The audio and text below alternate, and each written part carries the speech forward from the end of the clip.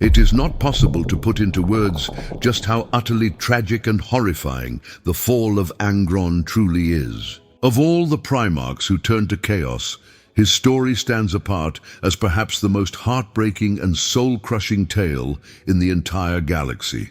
This is the story of a being who was meant to be a healer, a protector of the innocent, who was instead transformed into an engine of mindless rage and slaughter. It's a tale that serves as a perfect example of everything that went wrong with the Imperium's great dream, a story that shows us how even the noblest of hearts can be broken and perverted into something monstrous. The Primarch, who would one day be known as Angron, was never supposed to be a killer. When the Emperor first created him in his gene laboratories beneath the Himalayan mountains, he was designed to be something beautiful. The genetic template that would become the 12th Primarch was encoded with empathy, compassion, and an innate understanding of suffering that would make him the perfect leader for his legion. He was meant to feel the pain of others as if it were his own, to understand their struggles and guide them through their darkest moments. In many ways, he was intended to be the most human of all the Primarchs, the one who would never lose sight of what they were fighting for. But the Chaos Gods had other plans. When they scattered the infant Primarchs across the galaxy, they made sure that each one would land somewhere that would twist them away from their father's vision. Some, like Guilliman, were fortunate enough to find loving families and thriving civilizations that nurtured their best qualities. Others, like Angron, were not so lucky. The pod carrying the future demon Primarch crashed into the mountainous world of Nuceria, a planet that seemed purpose-built to break everything good and noble about him. Nuceria was a world of slaves and masters, of blood and sand, where human lives were worth less than the entertainment they could provide in death. The ruling class of this world had turned cruelty into an art form, creating a society where the strong crushed the weak for sport, while crowds cheered for more blood. It was a civilization that had forgotten everything about mercy, honor, or basic human dignity. Into this nightmare was thrown a child who was genetically programmed to feel the pain of everyone around him. The infant Primarch was found by slave traders who saw only another body to throw into the fighting pits. They had no idea they had discovered one of the Emperor's lost sons, no understanding that this child was meant to unite the stars. To them, he was just another piece of meat to be bought, sold, and eventually fed to the crowds. They named him Angron, a cruel joke that meant the angry one in their debased tongue, never realizing how prophetic that name would become. But even as a child slave, Angron's true nature began to show itself. Despite the horrific conditions of his captivity, despite the constant violence and degradation that surrounded him, he refused to let it break his spirit entirely. When he saw other slaves being beaten or tortured, he would intervene, even if it meant taking their punishment upon himself. When weaker gladiators were thrown into fights they couldn't win, he would try to protect them, even if it earned him the lash. His empathy, the very trait that was supposed to make him the most compassionate of Primarchs, became a source of constant agony as he felt every blow, every humiliation, every death as if it were happening to him personally. The slave masters of Nuceria quickly realized they had something special on their hands. This boy fought with a skill and ferocity that was almost supernatural, yet he showed a disturbing tendency to protect other slaves rather than simply winning his fights. They needed to find a way to channel his abilities while breaking his troublesome compassion. Their solution was as brilliant as it was monstrous. The butcher's nails were a crude but effective piece of archaeotech that the Nucerians had discovered in some ancient ruin. These devices were psychosurgical implants that could be hammered directly into a person's skull, bypassing the brain's natural defenses to reach the areas that controlled emotion and pain response. The technology was poorly understood and impossibly dangerous, with most subjects dying, screaming on the operating table. But for those who survived, the effects were exactly what the slave masters wanted. The nails worked by creating a feedback loop of agony that could only be relieved through violence and bloodshed. Every moment of peace, every instant of calm or reflection, would be met with waves of excruciating pain that felt like molten metal being poured directly into the victim's brain. The only way to make it stop, the only way to find even temporary relief, was to kill. The more violent and brutal the death, the greater the temporary respite from the agony. It was a perfect system for creating unstoppable gladiators who would fight with desperate fury, knowing that victory meant a few precious moments without pain. When they strapped the young Angron to that butcher's table and began hammering the nails into his skull, they didn't just insert a piece of technology. They murdered everything that he was supposed to be.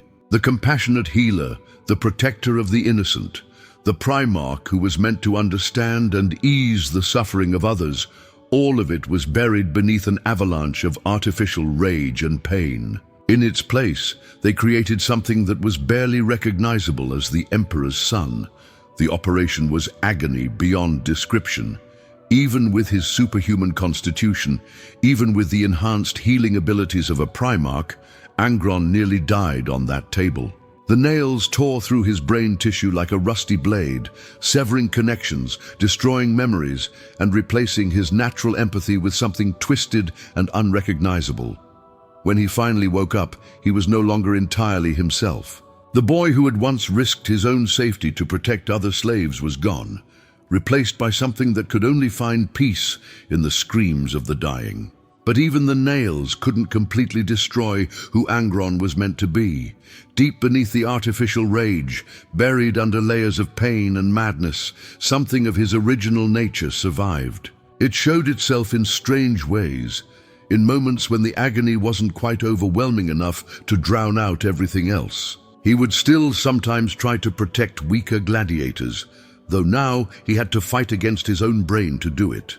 He would still feel guilt and shame when he killed, though the nails made sure those feelings came wrapped in fresh waves of torment. It was during these brief moments of clarity that Angron began to understand what had been done to him. He realized that the pain would never stop, that every day for the rest of his life would be a battle against his own mind. He understood that he was becoming something monstrous, that each kill made the next one easier, that he was losing himself piece by piece to the devices buried in his skull. The knowledge was almost worse than the pain itself. As the years passed, Angron became the most successful gladiator in Nuceria's history. He won fight after fight, earning his masters enormous profits while slowly dying inside. The crowds loved him for his berserker fury, for the way he would tear apart his opponents with a savage joy that seemed to come from somewhere beyond human understanding. They had no idea they were watching a Primarch destroy himself, no comprehension that every victory was actually a defeat for everything he was supposed to represent. But Angron was not content to simply be a prize fighter for the rest of his existence. The same tactical genius that made him one of the Emperor's greatest military minds also made him an expert at reading people and situations. He began to study his captors, learning their weaknesses, understanding their systems of control. He started building relationships with other slaves, using his natural charisma to forge bonds of loyalty and shared purpose. Slowly, carefully, he began to plan something that no one thought was possible. The gladiator rebellion that Angron eventually led was a masterpiece of military strategy wrapped in desperate hope. He didn't just want to escape. He wanted to burn down the entire system that had created slaves like him. He wanted to free every man, woman, and child who had ever been forced to fight for someone else's entertainment. It was an impossible dream, a goal that anyone with sense would have dismissed as the fantasy of a broken mind. But Angron was a Primarch, and Primarchs had a way of making impossible things happen. The rebellion began in the deepest pits of the gladiator schools, where the most dangerous fighters were kept in chains between matches. Angron used his reputation and his demonstrated skill to win the loyalty of hardened killers who had long since given up hope of freedom. He promised them not just escape, but vengeance against everyone who had profited from their suffering. One by one, he turned slaves into soldiers, gladiators into revolutionaries. When the uprising finally began, it was everything the Nucerian nobility had nightmares about. Angron led his followers in a campaign of liberation that swept across entire continents, freeing slaves from every arena and mine and factory they could find. For the first time in centuries, the oppressed of Nuceria fought back with real hope of victory. They had a leader who understood their pain because he had lived it himself, a general who could turn their rage into a weapon sharper than any blade. The early victories were intoxicating. City after city fell to the slave army as word of their success spread like wildfire across the planet. Slaves who had never dared to dream of freedom suddenly saw a chance to reclaim their lives. The rebellion grew from a small group of gladiators into a massive movement that threatened the very foundations of Nucerian society.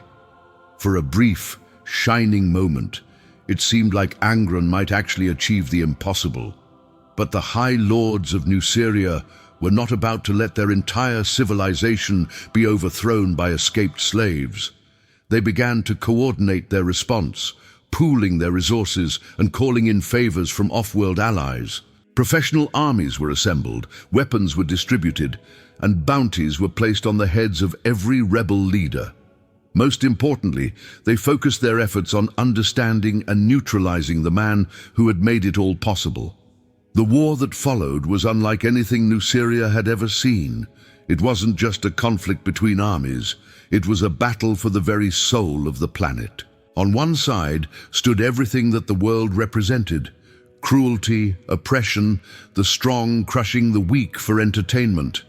On the other stood Angron and his followers, fighting not just for their own freedom, but for the idea that every person deserved dignity and respect. It was a war that would determine whether justice or tyranny would rule the world. Angron proved himself to be every bit the military genius that his genetic father had intended. Despite having no formal training, despite leading an army of former slaves against professional soldiers, he won victory after victory through sheer tactical brilliance and an understanding of warfare that seemed to come from somewhere beyond human knowledge. He turned his followers' rage into discipline, their desperation into determination. Under his leadership, the slave army became a force that could stand against the combined might of the Nucerian nobility. The battles were savage beyond description. This wasn't clean, honorable warfare, but a desperate struggle where quarter was neither asked nor given. The nobility fought to preserve a way of life built on suffering, while the slaves fought for the most basic recognition of their humanity. Angron himself was a force of nature on the battlefield, the butcher's nails driving him to acts of violence that left even hardened warriors stunned. But beneath the artificial rage, his tactical mind continued to function, turning every engagement into a lesson in how to defeat a superior enemy through superior strategy. As the war dragged on, however, the reality of their situation began to sink in. For all their early successes, for all of Angron's brilliant generalship, the rebels were slowly being ground down by the sheer weight of resources arrayed against them. The nobility could replace their losses, could bring in fresh troops and new weapons, could afford to fight a war of attrition. The slaves had only what they could capture, only the weapons they could steal, only the numbers they started with. The final phase of the rebellion took place in the mountains where Angron had first been found as an infant. Driven back by overwhelming force, the surviving rebels made their last stand in a range of peaks that offered some protection from the enemy's superior numbers and equipment. It was here, in these barren heights, that Angron faced the reality that his dream of freedom was about to die, along with everyone who had believed in it. The last battle was a slaughter. The rebels, exhausted and outnumbered, fought with the fury of those who knew they were about to die, but refused to surrender. Angron himself killed hundreds, the nails driving him to ever greater acts of violence as he watched his followers fall around him. One by one, the gladiators who had stood with him from the beginning were cut down. One by one, the slaves who had dared to dream of freedom breathed their last on the mountainside where their leader had been born. In the end, only a handful of rebels remained alive, surrounded by an ocean of enemies who wanted nothing more than to watch them die slowly. Angron himself was wounded beyond what should have been survivable, his body broken, his spirit crushed by the knowledge that he had failed everyone who had trusted him. The nails screamed in his skull as he prepared to make his final charge, to die fighting rather than live as a slave again.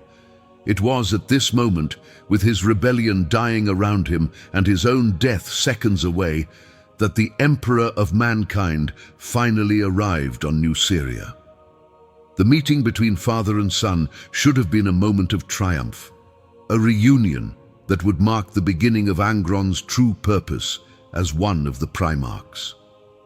Instead, it became another tragedy that would poison their relationship forever.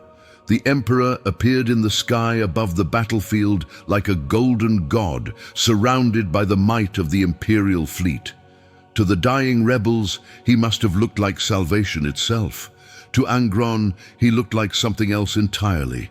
The Emperor had come to claim his son, to bring him into the great crusade that would unite the galaxy under the banner of human enlightenment. He had the power to save the surviving rebels, to punish the Nucerian nobility for their crimes, to turn this moment of defeat into a victory that would echo across the stars. Instead, he made a choice that Angron would never forgive. Rather than fight alongside the rebels, rather than helping them achieve the victory they had bled and died for, the Emperor chose to simply take Angron and leave. He teleported his son directly from the battlefield to his flagship, leaving the last few rebels to die alone in the mountains. In that single moment, he proved to Angron that even the master of mankind valued political expedience over justice, that even his own father would abandon the innocent if it served a greater purpose. The conversation that followed between father and son was perhaps one of the most crucial in the entire history of the galaxy. The Emperor, for his part, tried to explain his reasoning. He spoke of the Great Crusade, of the grand vision of human unity that would see every world brought into the Imperium.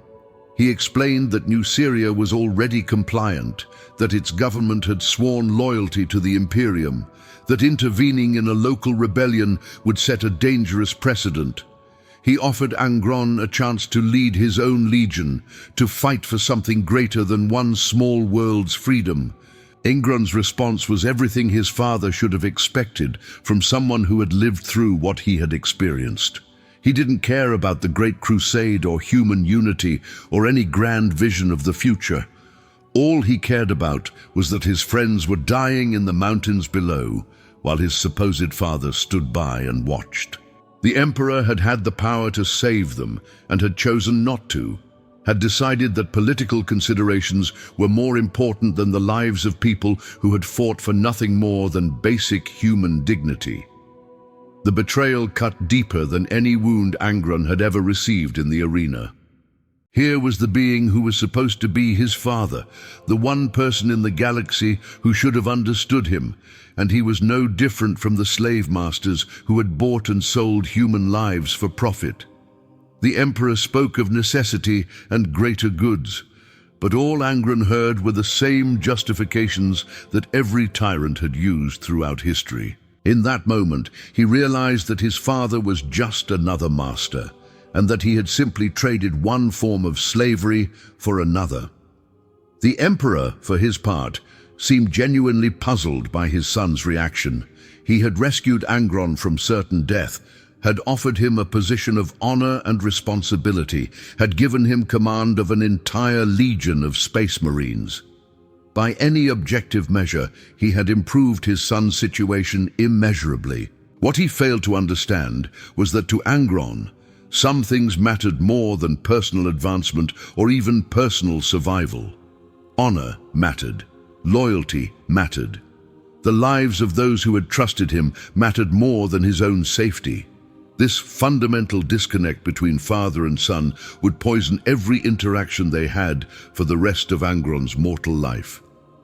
The Emperor saw his Primarchs as tools to be used in service of humanity's future, weapons to be deployed where they would do the most good for the most people.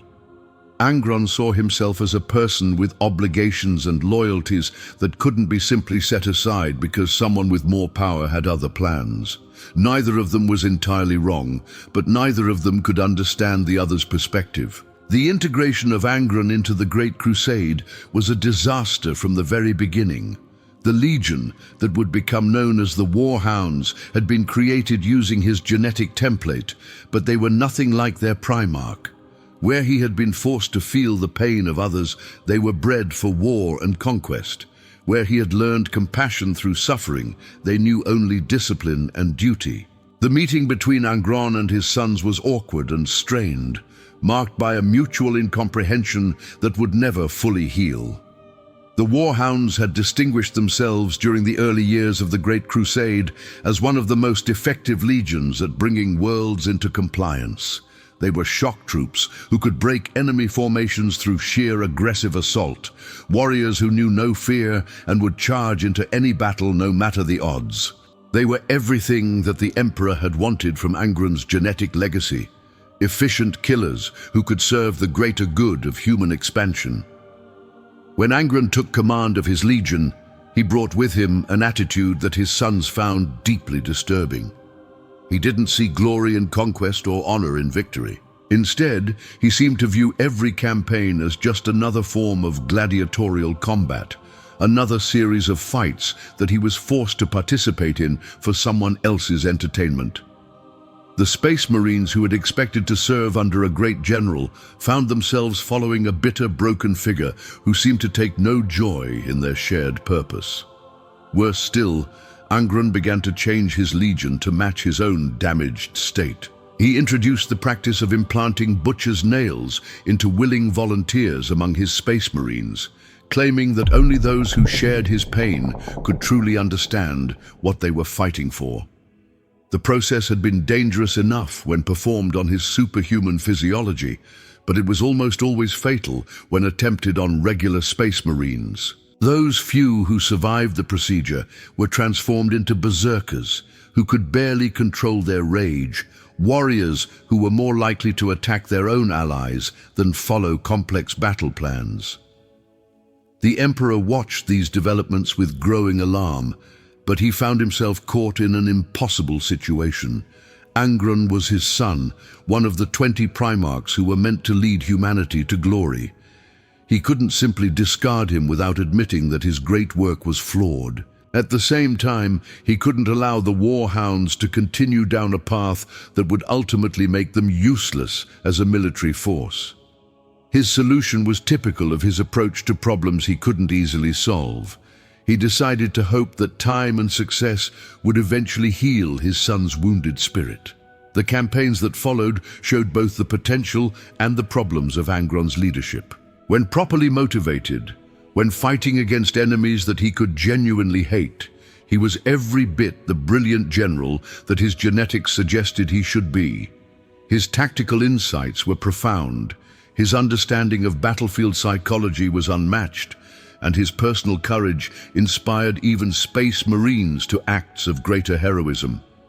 But these moments of brilliance were punctuated by periods of black rage where he seemed to forget entirely what they were supposed to be fighting for. The other Primarchs struggled to understand their brother and his legion. Some, like Horus and Fulgrim, tried to reach out to him, to build the same bonds of brotherhood that connected the rest of the Emperor's sons. Others, like Guilliman and Dawn, kept their distance, recognizing that Angron represented something unstable and dangerous that might contaminate their own forces. A few, like Russ and Khan, seemed to view him as a challenge, a fellow warrior who might be worth testing themselves against. But perhaps the most tragic figure in Angron's story during this period was Khan, the captain who would eventually become known as the Betrayer. Khan had been one of the finest officers in the War Hounds before his Primarch's arrival, a man who embodied everything noble about the Space Marine ideals. He was honorable, loyal, and possessed of a tactical mind that complemented his formidable combat skills. When Angron took command, Khan became one of the few people who seemed able to reach through his Primarch's pain to touch the person he had once been. Khan saw in Angron not just a broken gladiator, but a man who had suffered for the sake of others, who had sacrificed everything in an attempt to free those who couldn't free themselves. He recognized the nobility that still existed beneath the artificial rage, the compassion that the nails hadn't been able to completely destroy. More than anyone else, Khan understood that his Primarch wasn't a monster by choice, but a victim of circumstances that would have broken anyone else. It was Khan who convinced many of the War Hounds to accept the butcher's nails, not because he wanted to become a berserker, but because he wanted to share his Primarch's burden. He believed that if enough of them underwent the procedure, if enough of them experienced the same pain that Angron lived with every day, they might be able to understand him well enough to help him heal. It was a gesture of loyalty and love that Angron never forgot, even after everything that followed. The decision to implant the nails was perhaps the beginning of the end for the Legion. Those Space Marines who survived the procedure found themselves changed in ways they hadn't anticipated. The constant pain made it impossible to think clearly about anything other than the next battle, the next kill that might bring a few moments of relief. Their brotherhood, built on shared suffering and mutual understanding, slowly began to transform into something darker and more primal. As more and more of the War Hounds underwent the procedure, the Legion began to change its tactics and its culture. They had once been known for their disciplined assault operations, their ability to work together as a coordinated unit to achieve specific objectives. Now they were becoming something else entirely, a horde of berserkers who could be pointed at an enemy and trusted to destroy everything in their path, but who couldn't be relied upon for anything requiring subtlety or restraint. The Emperor watched these developments with growing concern, but he found himself paralyzed by his own contradictions. He had created the Primarchs to be independent leaders who could make their own decisions and inspire their followers through personal charisma. He couldn't simply order Angron to stop without undermining the entire concept of Primarch autonomy. At the same time, he couldn't allow one of his legions to become a liability that might endanger the entire Great Crusade. The breaking point came during the compliance of Ghenna, a world that had refused to join the Imperium and had to be brought to heel through military force. The War Hounds were deployed alongside elements of the Ultramarines and the Word Bearers, a combined force that should have been more than capable of handling any resistance the planet could mount. Instead, the campaign became a disaster that would haunt everyone involved for the rest of their lives. The enemy forces on Ghenna were well prepared and highly motivated, willing to fight to the last man rather than surrender to the Imperial forces. They had fortified every city, mined every road, and prepared defensive positions that would require careful planning and coordinated assault to overcome. It was exactly the sort of challenge that the old War Hounds would have excelled at, a problem that required both tactical brilliance and precise execution. But the War Hounds who descended on Ghenna were no longer the disciplined force they had once been. The nails drove them into battle with a fury that made tactical considerations secondary to the simple need to kill. They charged directly into prepared positions, ignored orders from their officers, and turned what should have been a careful military operation into a blood-soaked brawl that served no strategic purpose. Angron himself seemed to lose all connection to reality during the fighting. The sight and smell of blood triggered the nails into a frenzy that made coherent thought impossible. He carved through enemy formations like a force of nature, killing hundreds with his bare hands while roaring challenges that had no meaning beyond the simple expression of rage. His sons followed his example, abandoning any pretense of military discipline in favor of pure, mindless slaughter. The Ultramarines and Word-Bearers watched in horror as their supposed allies destroyed themselves in pursuit of an enemy that could have been defeated with minimal casualties through proper tactics. Guilliman tried repeatedly to contact Angron, to coordinate their efforts and bring some semblance of order to the chaos that was unfolding. His messages went unanswered, lost in the red haze that had descended over the War Hounds Primarch. By the time the fighting ended, Ghenna was indeed compliant, but at a cost that made the victory meaningless.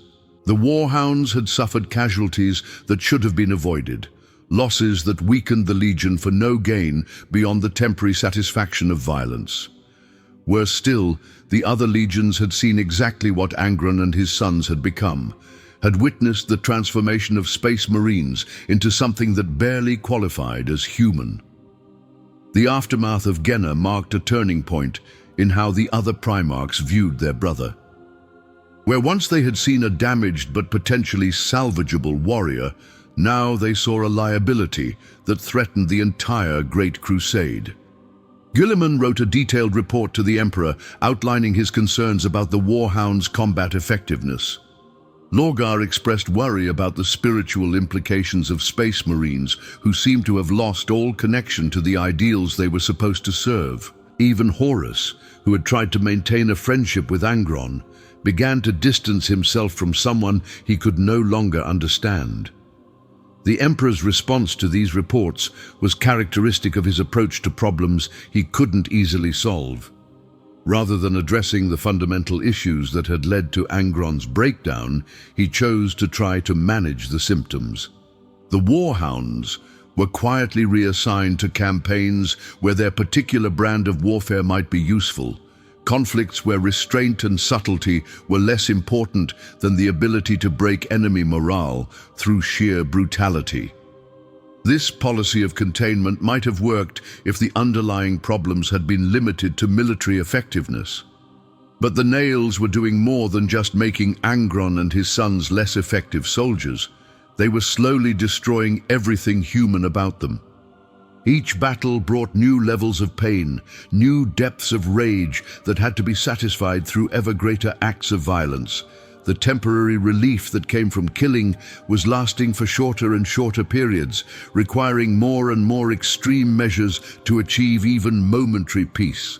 Angron himself was gradually becoming something that could barely be called a person. The nails had been crudely implanted, and they were slowly spreading through his brain tissue like a mechanical cancer. Each day brought new agony, new losses of memory and personality that could never be recovered.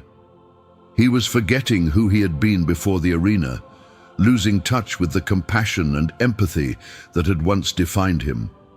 In their place was only rage and pain, and an ever-growing hunger for violence that could never be truly satisfied. The transformation wasn't just physical, but spiritual as well. The constant exposure to extreme emotions, the endless cycle of rage and brief relief was beginning to attract attention from beings that fed on such things. The warp around Angron and his legion was starting to thicken with predatory entities that were drawn to their pain like sharks to blood. Neither Angron nor his sons understood what was happening to them, but they could feel something watching them, something that whispered promises of relief from their suffering, if they would only let go of their remaining restraints. It was during this period of gradual decline that Horus began his rebellion against the Emperor. He didn't try to convince Angron that the Emperor was evil or that chaos was good. Instead, he simply pointed out that the Emperor had abandoned Angron's friends on Nuceria, had valued political considerations over justice, had allowed his son to suffer for decades without ever trying to help him heal. Everything Horus said was true, and that truth was more persuasive than any lie could have been. When Horus finally made his offer, it wasn't framed as rebellion or betrayal.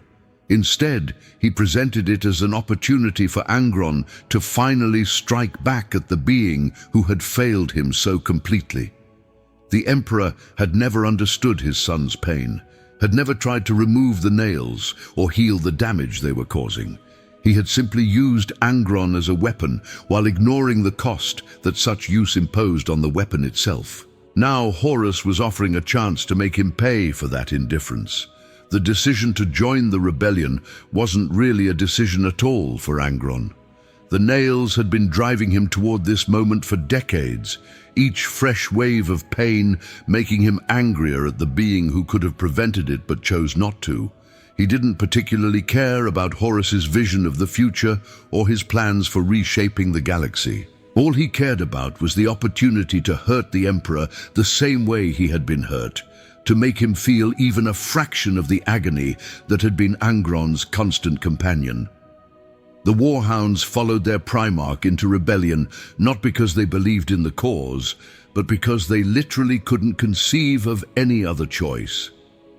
The nails had destroyed their ability to think independently, had reduced them to extensions of their Primarch's will. Where Angron went, they would follow, no matter where that path might lead. They had chosen to share his burden, and now they would share his damnation as well. The early battles of the Horus heresy showed exactly what the War Hounds had become under their Primarch's leadership. They weren't soldiers anymore, but forces of nature, hurricanes of violence that could be directed at specific targets, but couldn't be controlled once they were unleashed. At Istvan III, they participated in the massacre of loyalist elements with a savage joy that horrified even their Chaos allies. At Istvan V, they helped spring the trap that would nearly destroy 3 loyal legions, their berserker fury proving decisive in several crucial moments.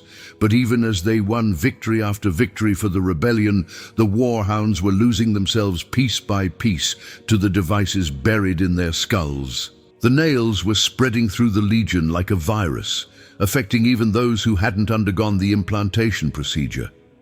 The constant exposure to extreme violence and emotion was changing them on a genetic level, rewriting their very nature to make them more susceptible to the influences of chaos.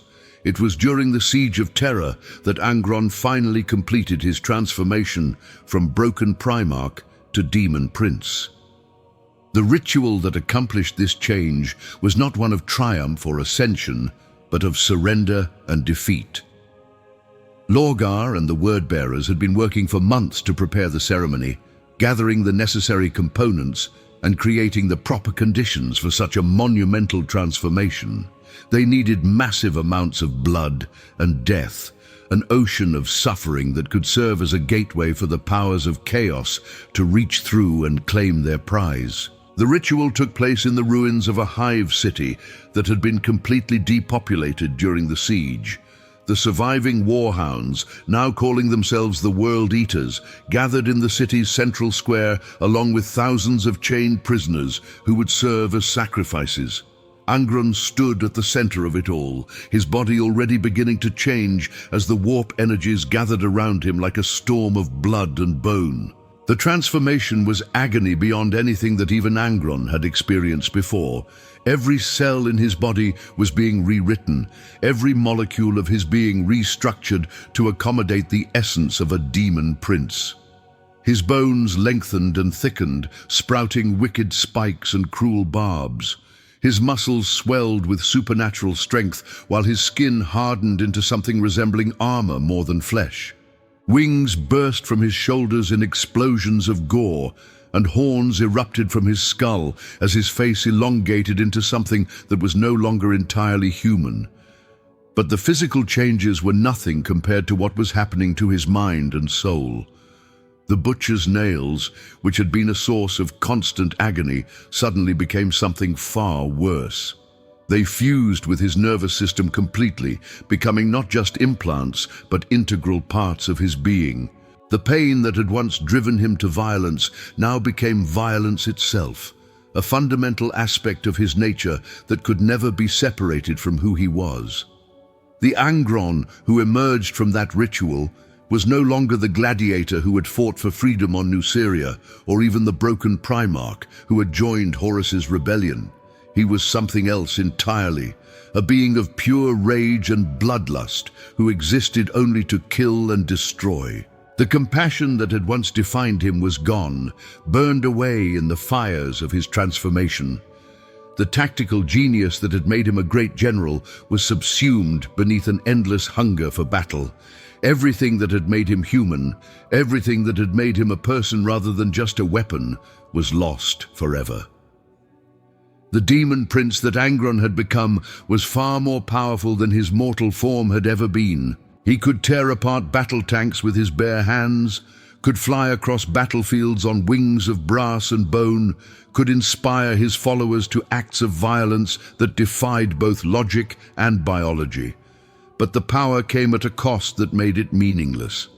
He was no longer capable of the strategic thinking that had once made him dangerous, no longer able to form the personal connections that had once given his life meaning.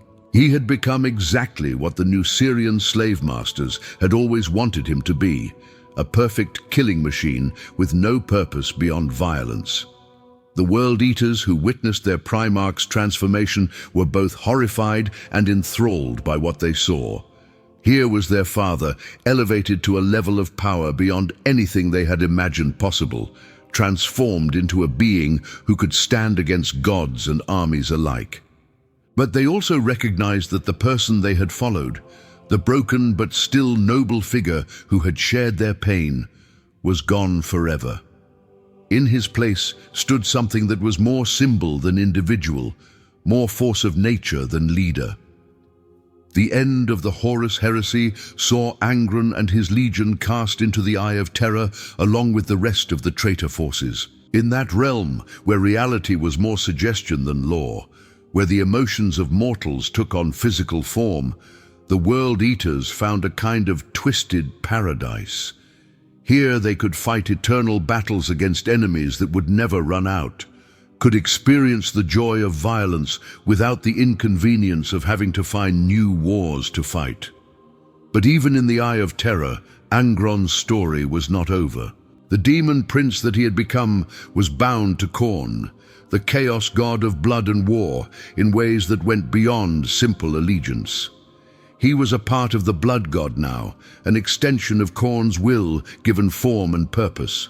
When the galaxy needed to bleed, when the god of war required a champion to spread carnage across the stars, it was Angron who would answer the call. The millennia that followed saw the demon Primarch emerge from the warp time and again to lead crusades of destruction against the forces of order. He would appear without warning on some distant battlefield, his presence immediately turning any conflict into a bloodbath of epic proportions. Entire sectors would burn in his wake as the World Eaters and their demonic allies carved paths of destruction through the heart of the Imperium that had once claimed them as sons. Each of these incursions brought fresh tragedy to a galaxy already drowning in suffering. Billions of innocent people would die simply because they happened to be in the path of Angron's rage. Entire civilizations would be wiped out not for any strategic purpose, but simply because their destruction fed the demon prince's endless hunger for violence. The boy who had once risked everything to protect other slaves had become the very embodiment of mindless slaughter. But perhaps the greatest tragedy of all was that somewhere beneath the demon prince's brass hide and supernatural fury, a tiny fragment of the original Angron still existed. It was buried so deep that it might never surface, crushed under the weight of 10,000 years of artificial rage and demonic possession. But it was there, a last spark of the compassionate healer he had been meant to be, forever trapped within the monster he had been forced to become. That fragment still remembered the rebels who had died on Nuceria's mountains, still felt guilt over every innocent life that his demonic form had claimed. It understood what had been lost when the nails were hammered into his skull, what had been sacrificed when he accepted Khorne's offer of power. It was the source of whatever pain a demon prince could still feel, the last vestige of humanity crying out against what it had been made to do. In the end, Angron's story serves as perhaps the perfect example of everything that went wrong with the Emperor's great dream. Here was a being who could have been the greatest healer the galaxy had ever known, a leader who would have fought to protect the innocent and ease the suffering of all humanity. Instead, through a combination of terrible circumstances and poor choices, He became a weapon of mass destruction that threatened everything he should have protected. The Emperor's failure to save Angron's friends on Nuceria wasn't just a personal betrayal, it was a fundamental rejection of the values that the Imperium claimed to represent.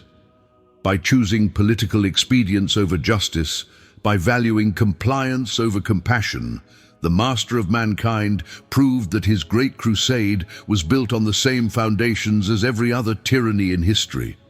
The strong would do what they could, the weak would suffer what they must, and the powerful would always find reasons why their convenience mattered more than other people's lives. Angron's transformation into a demon prince wasn't just a personal tragedy, but a cosmic one as well. Here was proof that even the most noble intentions could be perverted, that even the strongest will could be broken, that even the most carefully laid plans could go catastrophically wrong. The Primarch, who should have been humanity's greatest protector, became its greatest threat, and the Legion that should have healed the galaxy's wounds instead spent 10,000 years adding fresh scars. The boy who had once felt the pain of every slave on Nuceria as if it were his own had become a being incapable of feeling anything but rage. The general who had led a rebellion for freedom had become a slave to forces beyond his comprehension. The person who had sacrificed everything for the sake of others had been transformed into something that could only take, never give. And in the grim darkness of the far future, where there is only war, Angron still fights his endless battles in service to a god he never chose to worship. The nails still scream in his skull, driving him to ever greater acts of violence in a futile attempt to find peace that will never come. The demon prince soars across blood-soaked battlefields on wings of brass and bone, leading his berserker sons in crusades of destruction that serve no purpose beyond feeding the hunger of powers that view mortal suffering as entertainment. But somewhere, buried beneath layers of demonic essence and artificial rage, a small part of the gladiator who fought for freedom still remembers what it was like to hope. And perhaps, in whatever passes for dreams in the realm of a demon prince, Angron still sees the faces of the rebels who died on those distant mountains, still hears their voices calling for a salvation that never came.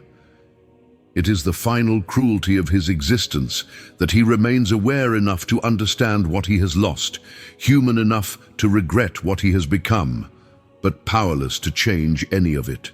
The full story of Angron's tragedy is ultimately the story of the Imperium itself, a tale of noble intentions perverted into something monstrous, of good people broken by systems that value efficiency over empathy, of dreams turned into nightmares through the simple expedient of putting power before principle.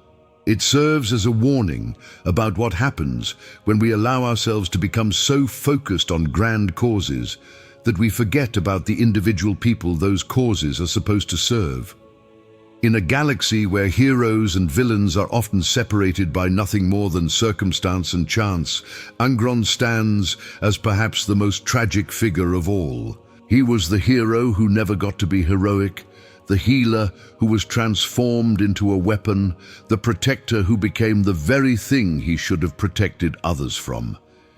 His story reminds us that in the grim darkness of the far future, sometimes the greatest tragedies aren't the ones that happen to good people, but the ones that happen because of them. The War Master had been corrupted by chaos during his time on Davin, transformed from the Emperor's favorite son into a weapon aimed at the heart of the Imperium.